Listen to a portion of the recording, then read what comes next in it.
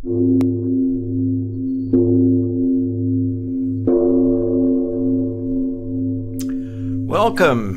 Happy Vesak.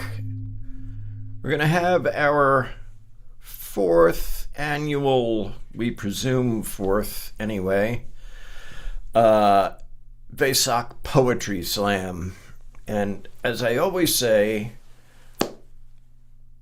it's not like you can't find nice, reverent, pious videos about Vesak and the Buddha's birth, enlightenment, and death.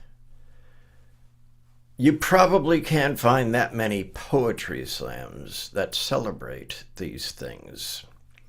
And this year we're actually doing it on Vesak, which is unusual. It probably happens once every 7 years. So without any further ado, I'm going to kick us off, and I'll kick us off with one for Minwi. Narcissus in Weeds, the weeds that never leave us. Back again this year. And as always, finger snapping or bowing is an appropriate response. Is it appropriate to say where the heck is everyone? No, actually. No, it's not. Thanks for asking, though. You're welcome.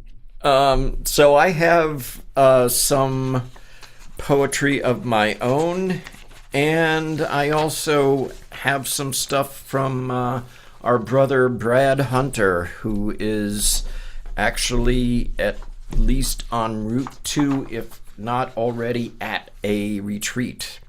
Probably a Vesak retreat would be my guess. So anyway, I'm going to give you one of his. It's a haiku also. Following elements: space closer than bone breath, attentive knowing, blood bone breath to articulate further. And thank you, Brad. So let's see. Why don't we do Minwi's next offering? Okay, I will start with our traditional limericks. I titled this one "A Night Well Spent." There's a little play on title of a sutta in that regard, but a night well spent. There once was a monk from Yangon who stared at the moon until dawn. He'd cleared out his mind, left worries behind, then woke with a stretch and a yawn. After this monk from Yangon found samadhi at the break of dawn, he sat completely still up high on a hill till he noticed his breakfast was gone. Excellent, excellent. Good to start out with a limerick that doesn't involve Nantucket. How about you, Robert? I will be happy to read. I cannot guarantee this year that my poems will be excellent, but I can guarantee that some of them are long. Can you guarantee that Emily will be joining us? Emily is here, but she says she didn't prepare a poem. You better find one. You've been invited to come in. Yeah. She's going to come up with something. Okay, good. So in order to, make it a smooth the path to my longer poems that may or may not be great or related directly to the Buddha, although probably indirectly they're related to the practice. I'll start with a series of 3 haikus. Four, actually. How did it turn into 3? Oh, I picked 3 of the 4. Okay, sorry. In the falling earth, my feet settle with each step on the path to home.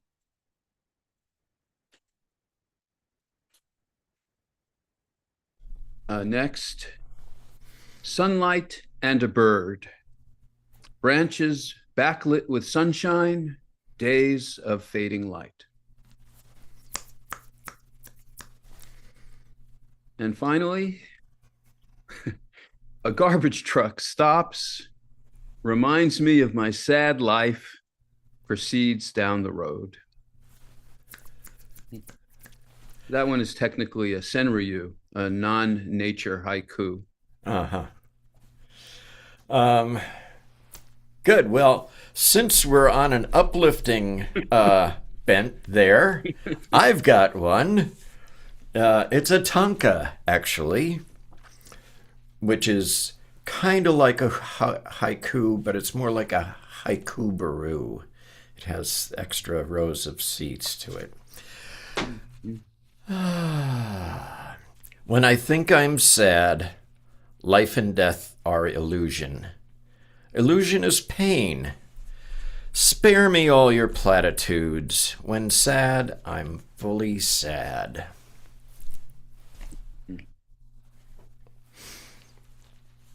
And let's do another shorty from Brad here. Also really uplifting. Words are agony. There is this, and this is known. Inconceivable.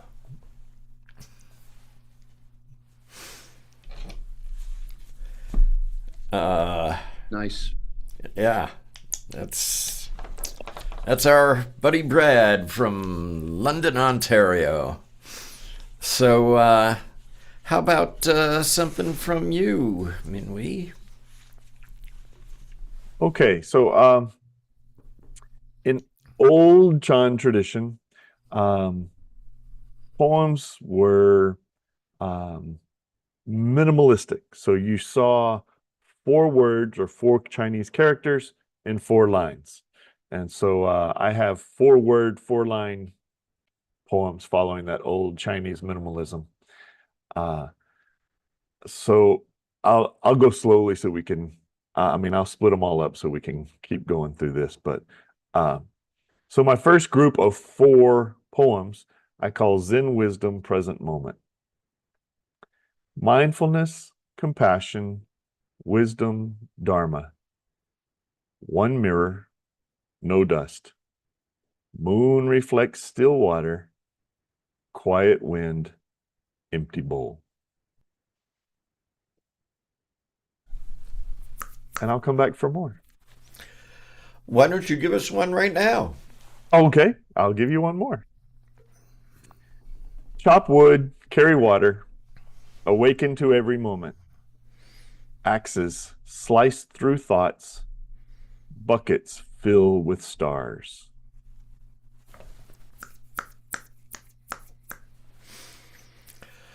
And I guess that brings us to you, Robert. I'm still recovering from that last image. You want to do one? I have 2 short ones. Can we throw Emily in here? Yay! Hello. Hi, Emily. Thank you. You're the high point of this thing is when you jump I down. doubt that. No, You- I do doubt that. You and Robert's cat. That's the 2 things that we look forward to. Yes, he's right here. He's listening.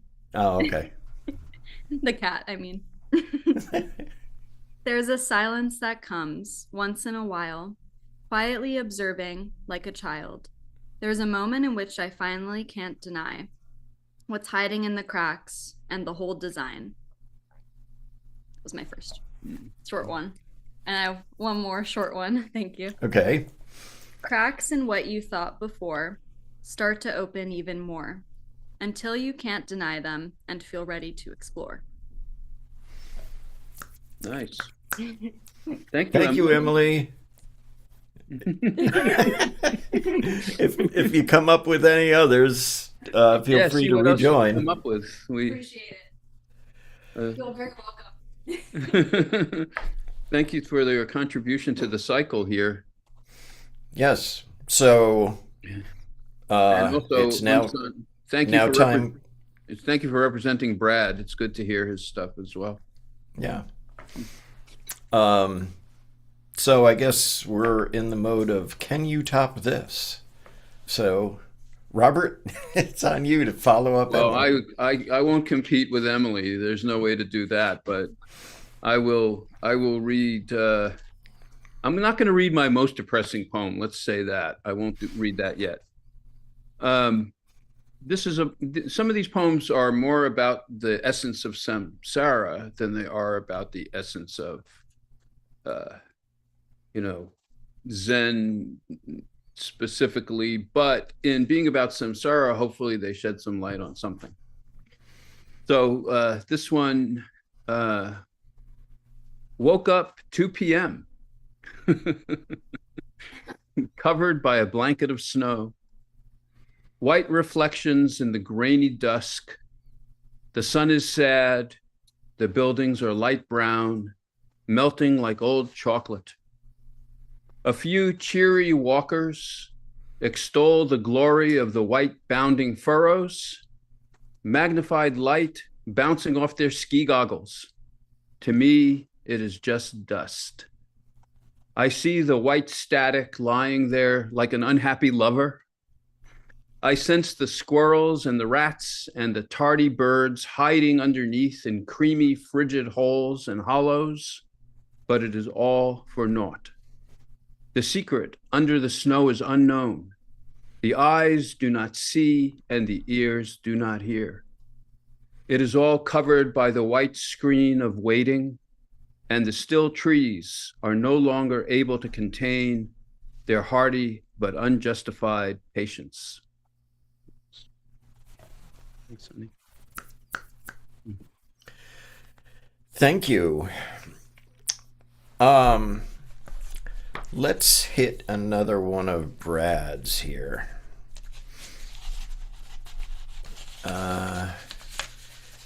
Here we go. Did those two.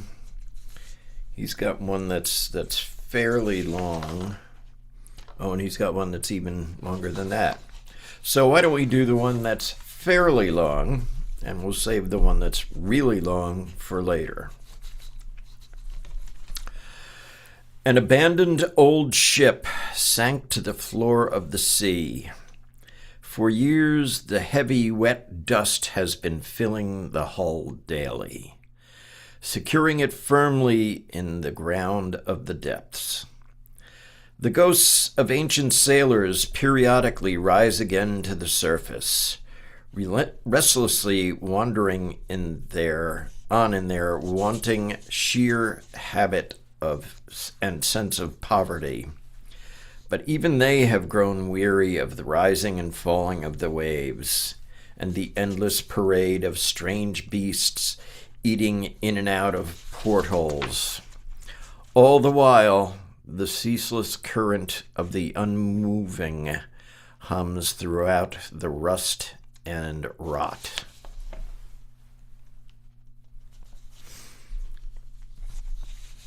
I see a pattern forming here. Yeah. Here, let me change that up a little bit.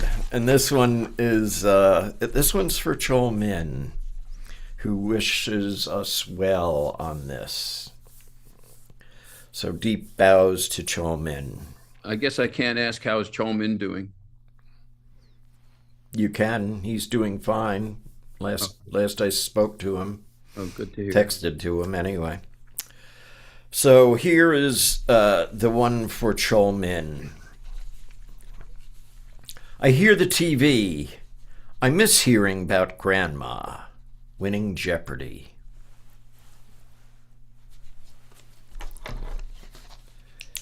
You know, I begged him last year to write or put forward more of his grandma poems. I'm really happy to hear that one. Yeah, that's, I had to do my bit because I didn't think he was going to email me anything like Brad did. So, Minwee, let's go back to you. Okay, so continuing on with my Zen wisdom present moment. 4 words, 4 lines. Only don't know mind, Sung San always taught. White clouds cross sky, rivers flow to sea. And another Zen master, one of old. Polishing tile, sitting meditation. No mirror, no awakening.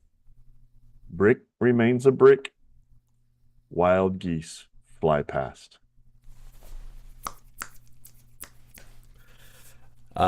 We can call that one Ode to Matsu. Exactly. Okay, Robert, you're up. Let's bring that mood right up. This is not really a poem, but it's a very short rumination, which is we keep talking about Matsu, and I keep wondering whatever happened to Matsu 3.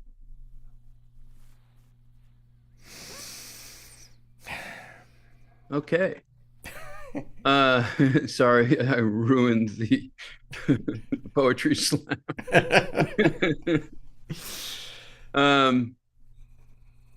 Still saving my most depressing poem for later.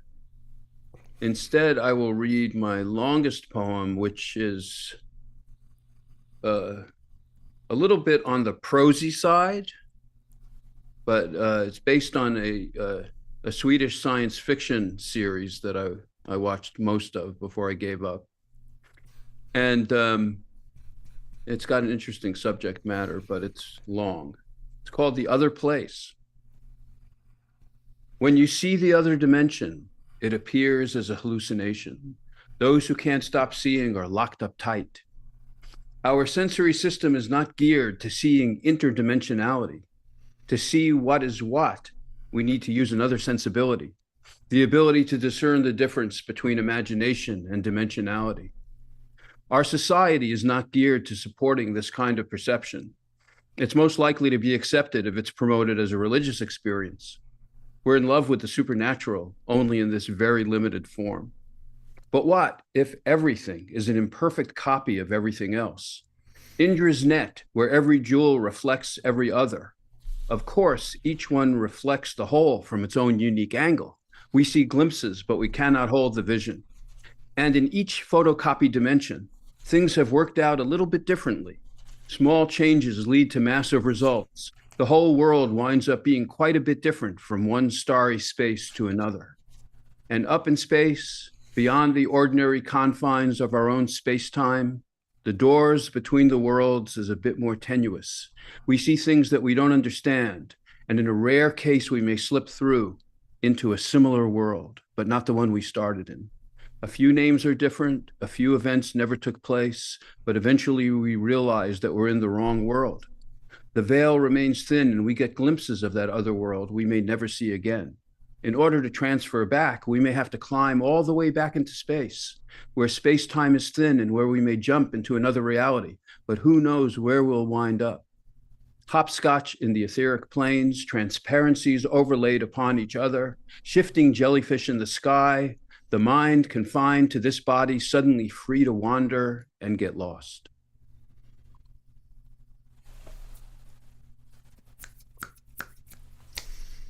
Robert, that's That awesome. prosy. That should be like the header to the series itself, like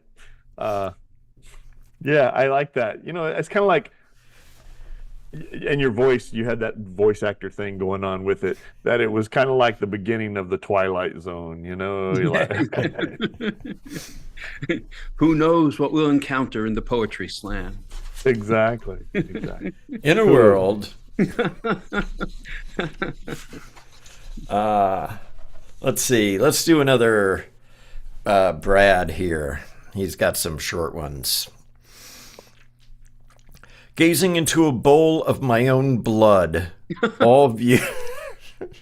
Don't laugh. This is serious stuff. Gazing into a bowl of my own blood, all views and plans, and what comes next dissolve like snowflakes in a forest fire.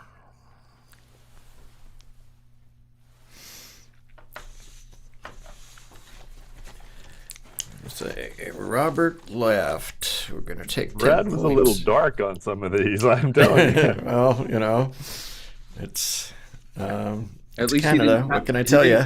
He didn't copy the old Korean master, and he didn't drink the blood out of his skull. So that's an advance. That's true. Yeah. Okay, and let's see. Let me throw another one of mine in there. Busan poem. There we go. There we go.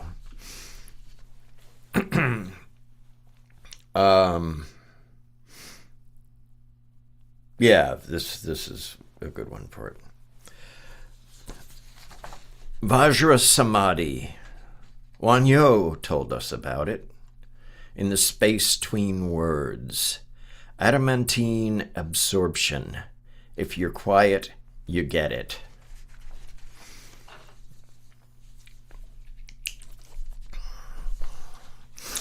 I'm going to throw another one in because it's, a haiku again, and they're pretty short. Andre once told us, better to be a Buddha than a Buddhist fraud.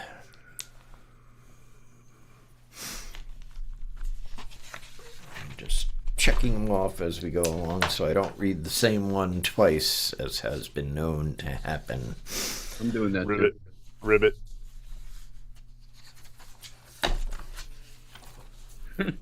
Okay. Were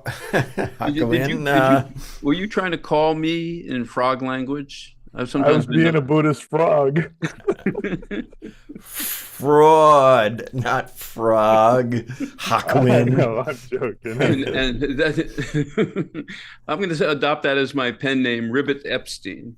That would be good. Yeah. I could change that to Buddhist frog, and then that would be a good poem. Just put plop plop at the end of it, and it would be very, very appropriate. That and Basho will sue you for plagiarism.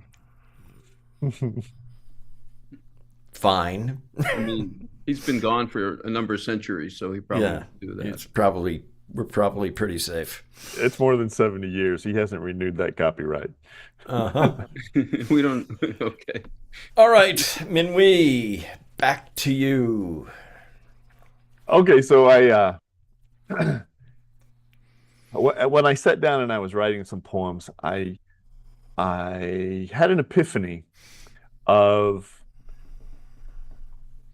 the similarities between Zen masters and moonshiners. They both distill down to a pure spirit. So here's my moonshiners and Zen masters quartet. Boiling mash, dripping spirit. Clear jar catches light. Before drinking, wash pots. Troubles, self, both faded. And the next one in that series. Old cask, dark cellar.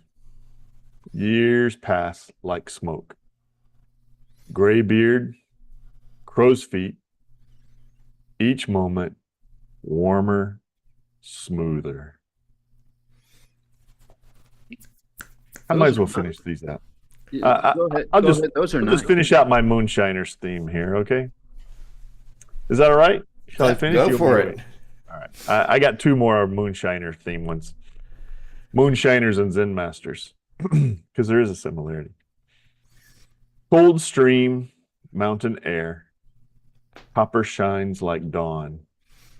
Chans, rivers and valleys, heads, hearts, tails, sutra.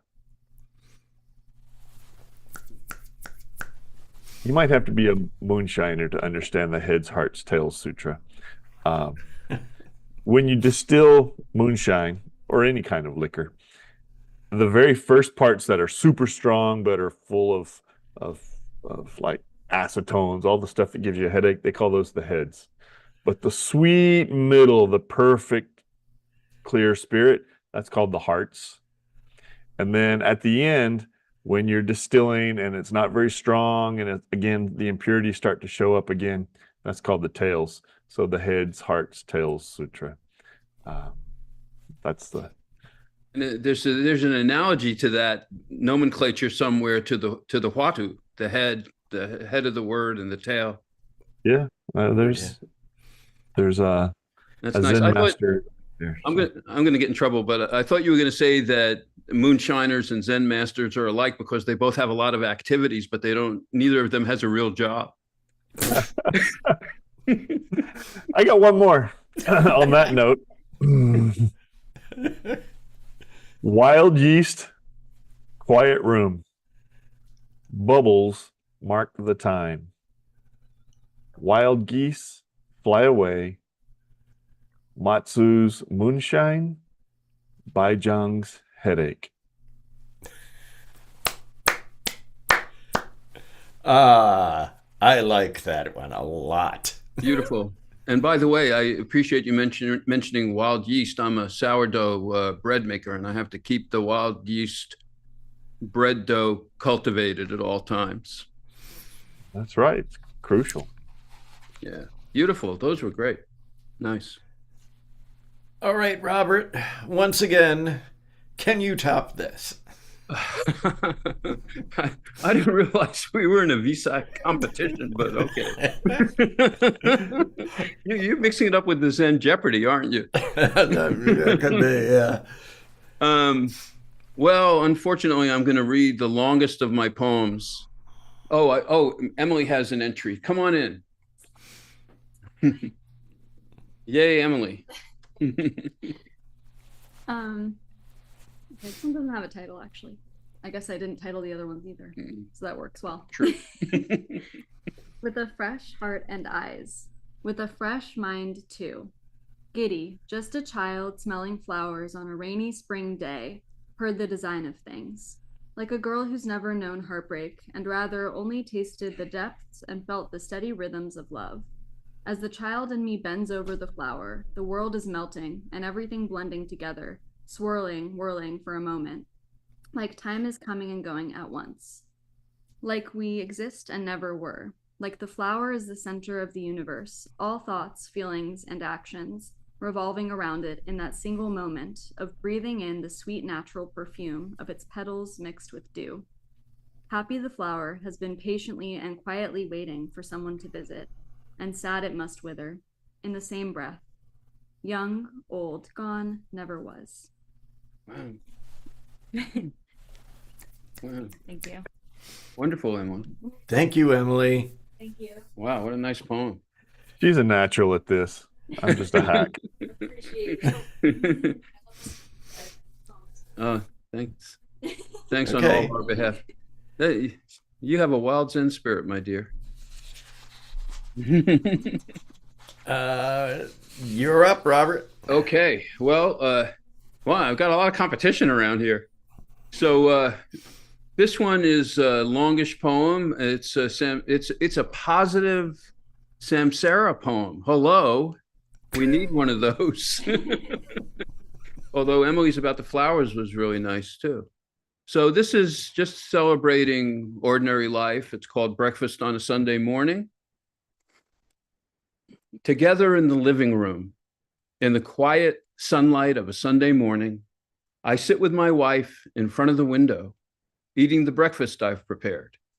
Homemade pickles just starting to froth, showing their development of antioxidants, electrolytes, and flavonoids, a natural process, like sitting and breathing and growing older. Fresh organic eggs mixed in the fashion of my mother-in-law. You throw the eggs in whole with milk, then mix them slightly a bit at a time so that they form patches of yolk, white, and milky eggs. To that old formula which traveled with her from her childhood in Oklahoma, I added chunks of cream cheese, which blend in nicely with the eggs. To all this, I added fresh sourdough toast, cracking with butter under the teeth. This particular sourdough bread is especially sweet, having added a larger portion of Yocora Roja whole wheat. I was surprised at the wholesomeness of this legacy wheat. Throwing more in allowed the flavor to come to the fore, and a sweet addition as toast with butter. The sunlight through the window is a little shy. It lays low behind the trees and shines gently through. The faded but friendly sunlight reminds me of older days, friends lost and family grown, the days that roll by, day by day, around the cycle of the rising sun.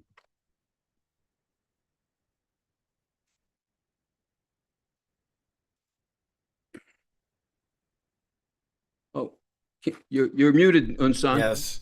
A poem and a recipe. Always good. More details to follow. Film at 11. If you want to know how to cook this poem, call me. $29.95. That's right. Okay. Let me I'll give you one of mine.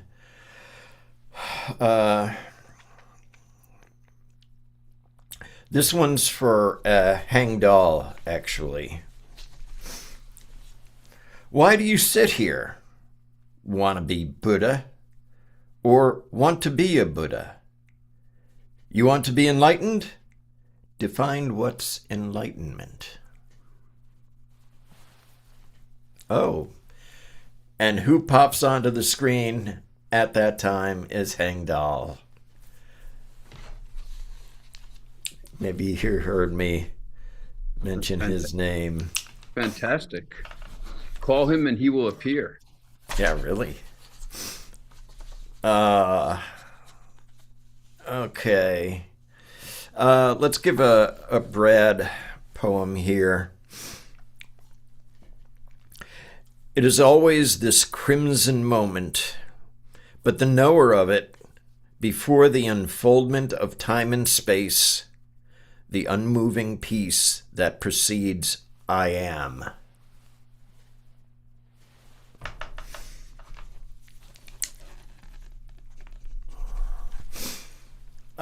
Okay.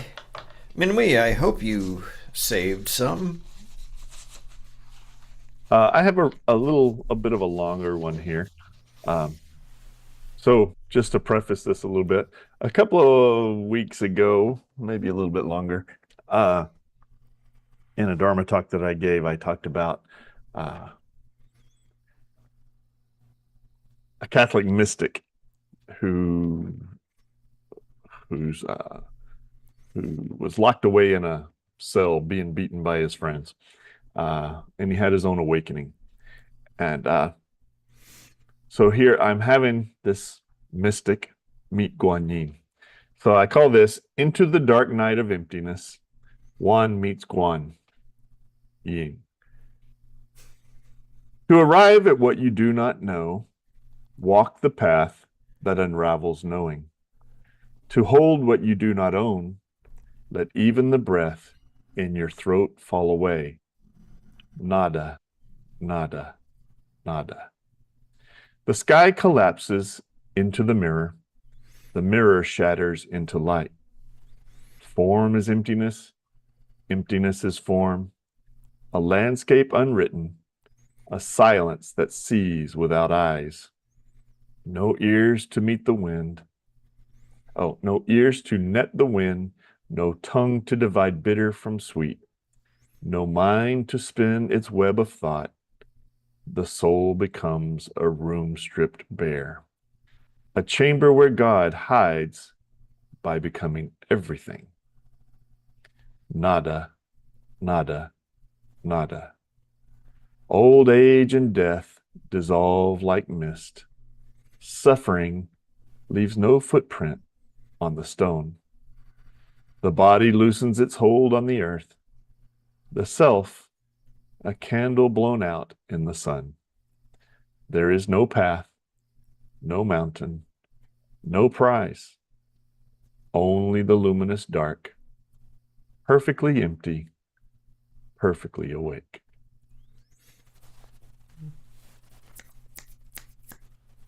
Very nice. Thumbs up all around, Beautiful. aside from Thanks. rhyming Juan with Whew, we Guan. got quite a collection here, man. Yin. Yeah, one with Hey, see, but if you saw the title here, there's something interesting about this. Okay, so my music. No, I'm not. Okay, so there's a story behind this too. Okay, so Juan, meaning Juan de la Cruz, was his name, the Spanish mystic, and of course Guan Yin. Juan meets Guan, but Yin, I put in the title. I put Yin in parentheses because Yin in Taoist thought, right, the part of the Yin and the Yang. Is the part that dissolves into spaciousness. The yin is the part that dissolves into spaciousness. So when Juan meets Guan, the two of them dissolve spaciousness. Also, There's a deepness, at least there was in my head when I was writing this. I mean, I think we can all agree that you are too intelligent for your own good. at least for our own good. Pseudo, And also, since we're talking about the dark night of the soul, right? That's the guy. Yin also means dark. So throw that in there too, and there you go. That was yeah. Well, that's the So- dark part of the yin and the yang, right? Yin. So it Yeah. has this complex meaning of, yeah. So anyway, thank you. Wow. okay. We got quite a collection here already. Jeez. Yeah, I know. Are we going to be putting this stuff online again, or that's not happening this time? Oh, it's happening right now. So I don't know if I don't think I got the link this year. If you have a chance to email it again. Oh, it's on the YouTube channel. I see Hangdal has raised his hand. Okay. All right, so I found one. It's a little different from me, so here we go. When you live on the other side of the tracks, you wait for trains, listen to them, feel the vibration of them. You get used to them. At this crossing, the horns blow 4 times. I can't remember if it was the same at another one many years ago. Funny, I ended up back by them again. Drivers in cars waiting, gripping the wheel with clenched jaw, sitting in silent resignation of a normal event. Taking an opportunity to look around, checking phone messages, listening to music, living out an enforced pause in the day according to their own proclivities. I like to watch them rolling by, sitting on my little porch. The movements and stories of connected coasts, lives, events. Thousands of miles of windshields, graffiti from vulgar to artistic. Sometimes both. Point to point, always rolling on, Sisyphus behind his boulder. Marvels of all sorts of engineering in the machines, tracks, grades, planning. Precision with a romantic flair. If I were driving one, I'd wear a vest and a pocket watch, just because. I wonder, were the trains good to Percy? Chuck and Wayne adventured on both sides of the track.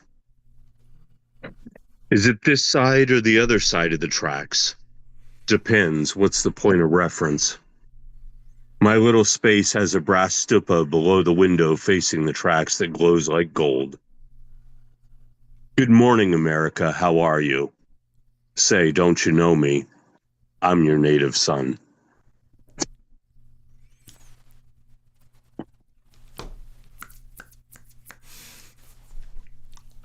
Oh, I'm glad you came to share that with us. That was very nice. Yeah. Not to Now I mention have an nice- earworm going on. I know. Good morning, America. How are you? Yeah. Good to see you, Thanks. Handel, through your voice. That's really lovely. Yeah, I enjoyed it too, even though you gave me an earworm. In spite of that. So let's see. I'm gonna hit one of mine. Maybe even two. Why not? I'm gonna do two in a row. To take up the great affair, you must have determined will. Davoy told me that.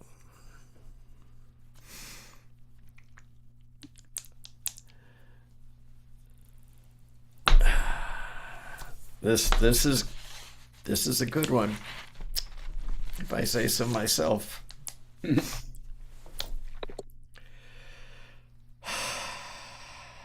Takes a little preparation. You'll see why.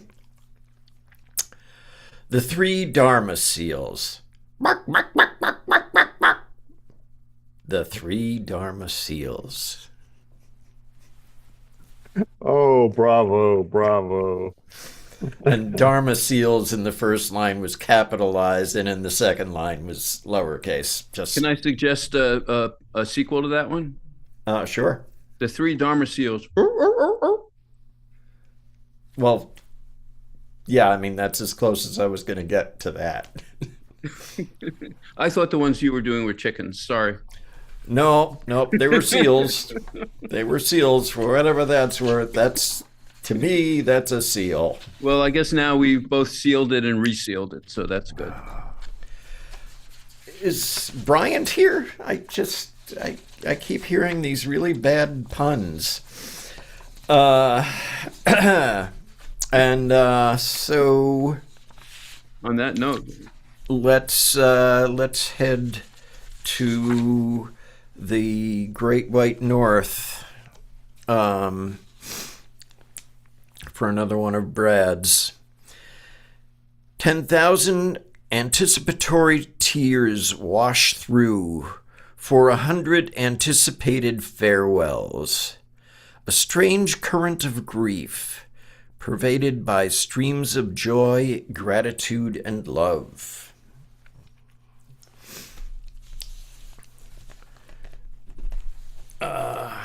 And one more from him, and then all that will be left is his long one. So here's another Brad Hunter. Every dream flower identity wilts into emptiness. Only the nameless knowing of this crimson moment.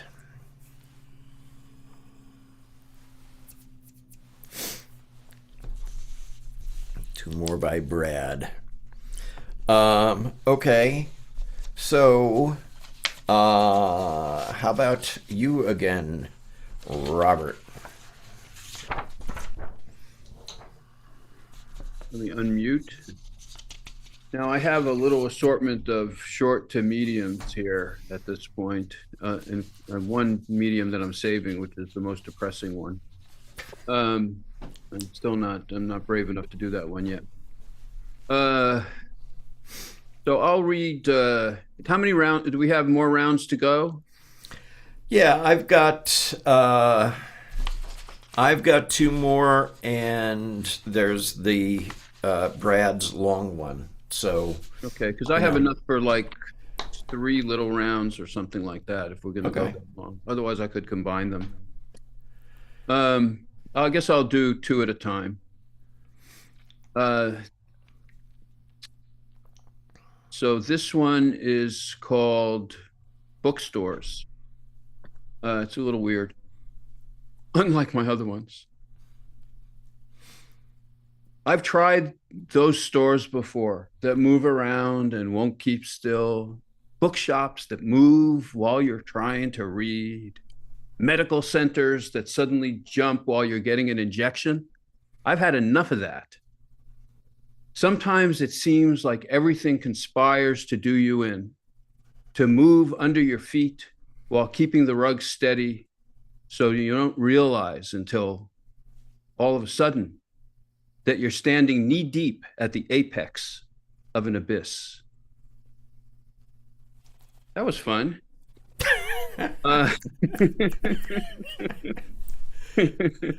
The like next the one, knee deep at the apex of an abyss.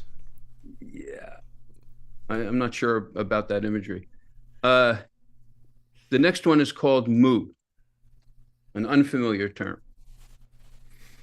A vast field of forgetfulness across the plains of everywhere. No one in particular is my name, yet my template applies to all beings. I fit myself easily into their shape, adopt their worries and their ease. In a happy moment around a fire, I become a man who takes a deep breath and is at peace.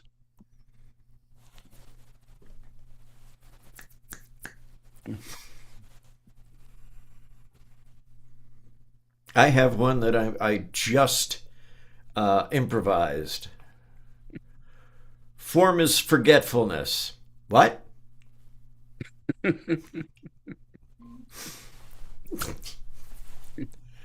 Did you say something? Who, me? What? Uh, okay, I was going to say who, but I won't. Turn the 8 up a little bit there, buddy.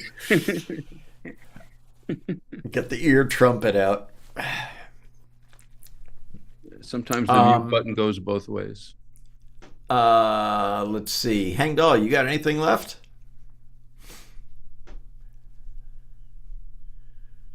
No, sorry, I had to scrape through to find that one. Fair enough. That one was a beauty. I love it. Thank you. I have one last limerick if anybody's up for a monk from Nantucket, but otherwise I'm done. Sure, why not? There once was a monk from Nantucket who stared at the moon in a bucket. He said with a sigh, as the thoughts floated by, if it isn't this moment, then chuck it.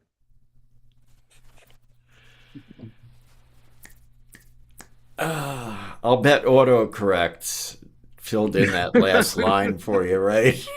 That was a surprise ending, my friend. Uh-huh. Yeah. It would normally have been duck it, Exactly. given autocorrect, but chuck it is good.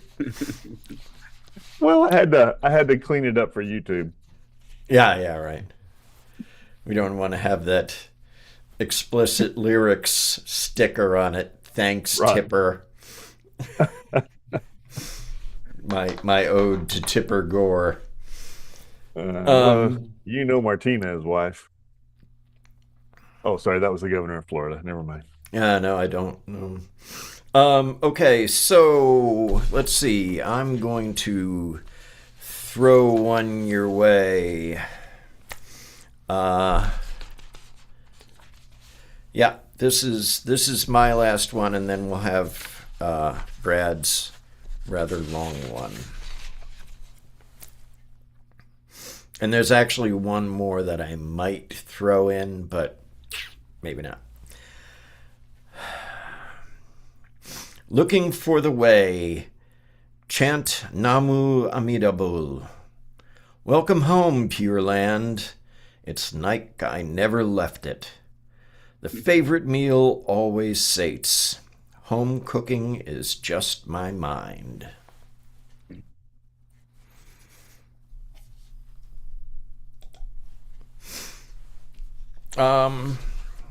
Okay.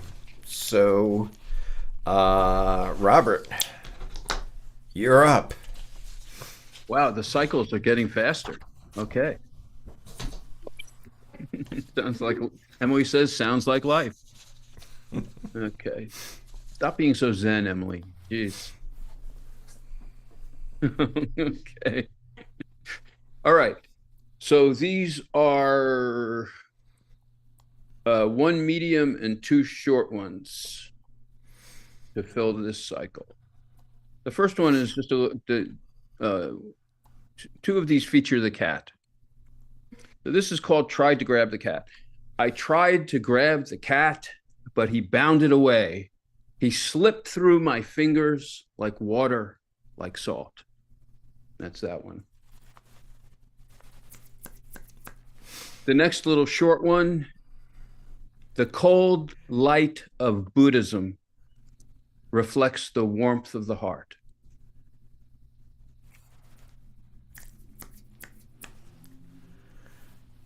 And the medium length one is the depressing one. It's time.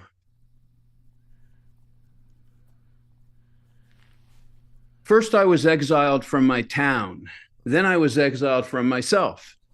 Then I was exiled from my practice. Then I was exiled from life. I was not exiled from the cat.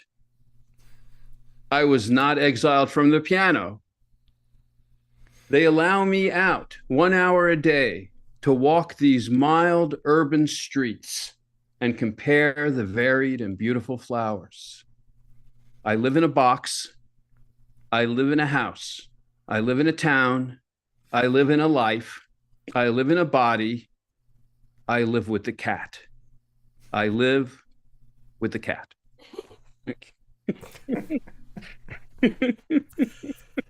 I didn't find that depressing at all. I had a feeling that you might not. The cat probably Reminded thinks me you of- did for the cat. It reminded me of Phil Oakes, I guess it was.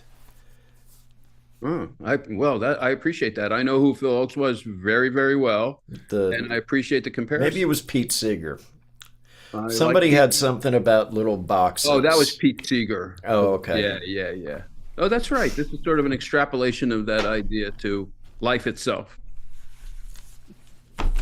Okay, so here is Brad's. Robert, do you have any others? I have to look, but I think so.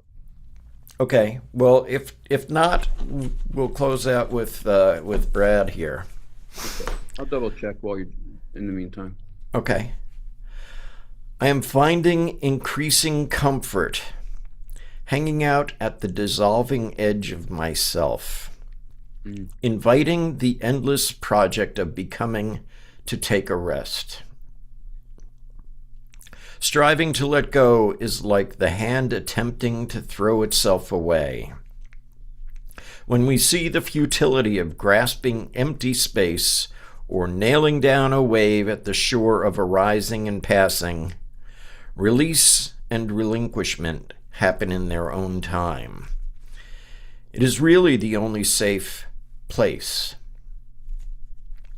The sense fields arrive already mined with the three poisons of greed, hatred, and self-view.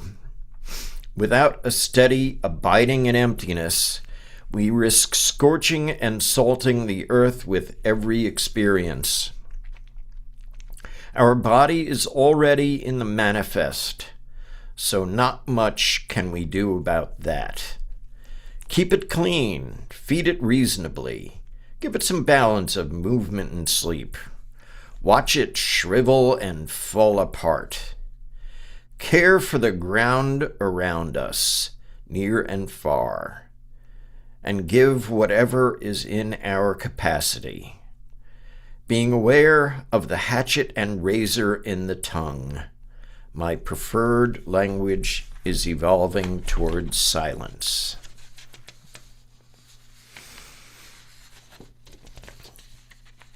And there we have our last poem from our Dharma brother, Brad Hunter, who is on a retreat somewhere. I do have another one that's worth reading, but very intense. Okay, go for it. Happy Vesak. Yeah, happy Vesak. This is sort of on the disenchantment side of Buddhism. The whole thing falls apart, or rather becomes flaccid, unengorged, despondent, flat and withered. A great wide belly of dirty flesh, a gutted fish with glassine eyes, inspiring disenchantment and distress. Come to the gutter line, down to the dirty fleshed pig market, have a taste of the waters of solitude.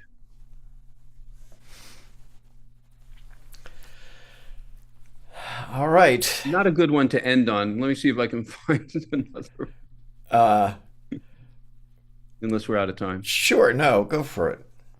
If you have one that's.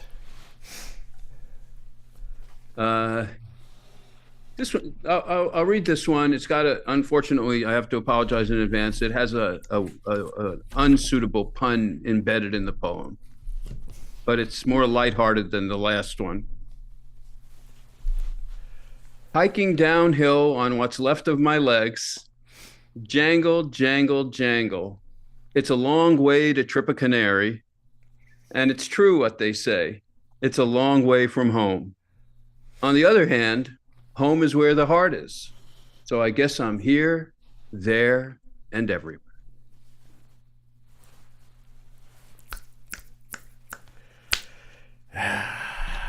It's a long way to trip a canary, huh? Yeah, I made that one up myself. Yeah.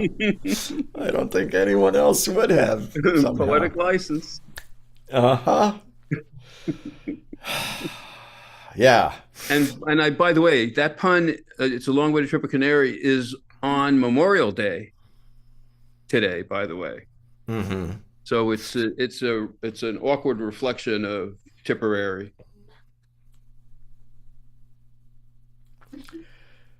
Would have been better on Armistice Day. Just saying. You saying I got my world wars mixed up? No. I mean, Memorial Day covers all of them, but, you know. So anyway, let's end with certainly my favorite verse, if not all of yours, the Heart Sutra.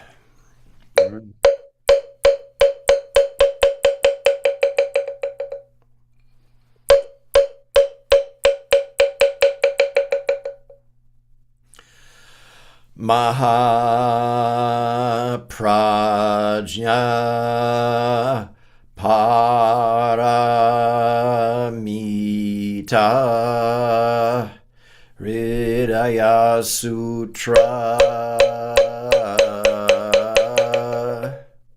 Avalokiteshvara Bodhisattva when practicing deeply the Prajna Paramita perceives that all five skandhas are empty and is saved from all suffering and distress.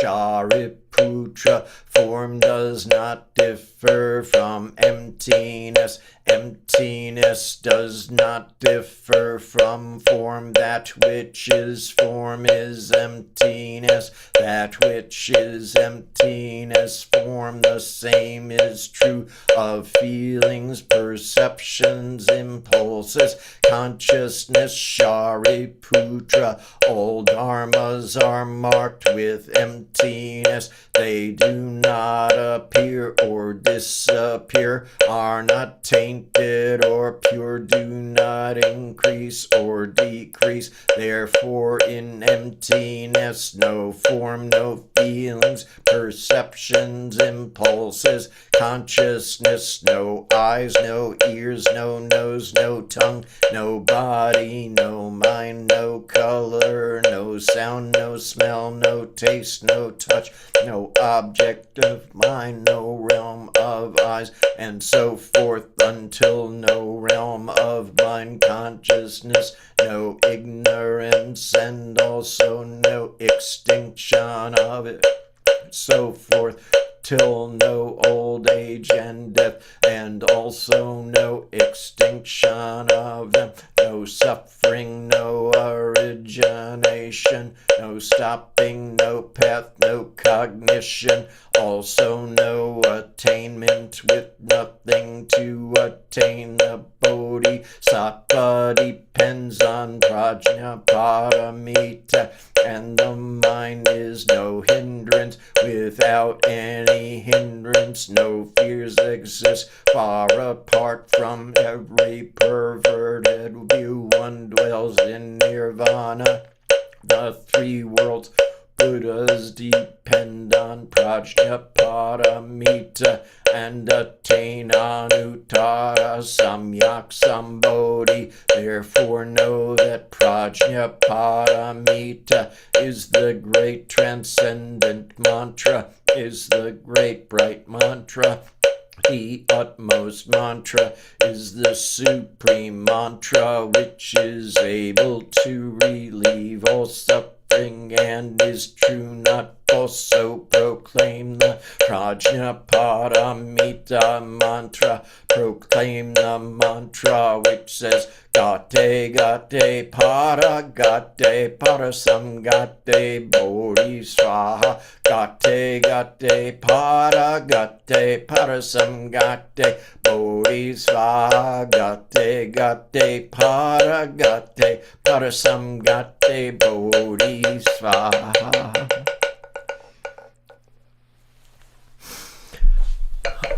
Well, Well, So- that definitely sobered me up. it was uplifting compared to some of the poems. So you guys are welcome to hang for a minute or two.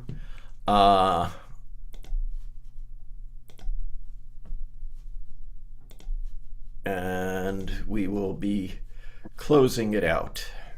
Happy Vesak. Happy Vesak.